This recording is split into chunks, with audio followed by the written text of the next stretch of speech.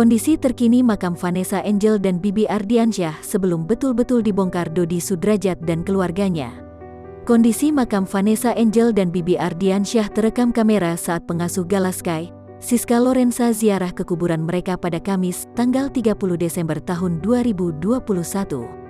Dalam ziarahnya, Siska meminta maaf dan mendoakan Vanessa Angel dan Bibi Ardiansyah. Nama Siska Lorenza tak asing lagi bagi yang mengikuti perkembangan seputar Vanessa Angel dan Bibi Ardiansyah.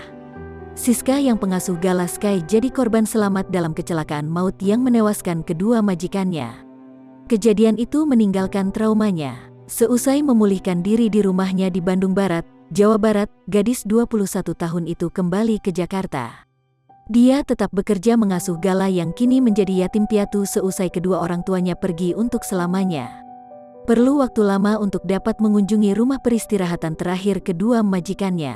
Hingga akhirnya, dia memberanikan menziarahi makam Vanessa Angel dan Bibi Ardiansyah di TPU Malaka, Ulu Jami, Pesanggerahan, Jakarta Selatan.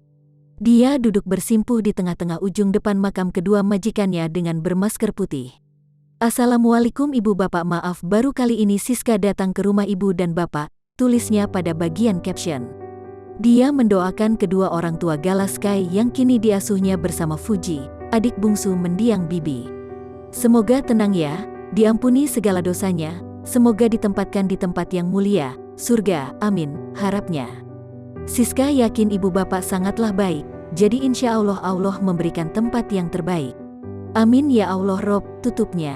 Dia baru dapat menyempatkan berziarah karena Gala kini bersama Faisal dan Dewi Zuhriati, orang tua Bibi Ardiansyah. Mereka menyusuli kedua anaknya, Fadli Faisal dan Fuji yang berangkat duluan berlibur ke Pulau Dewata.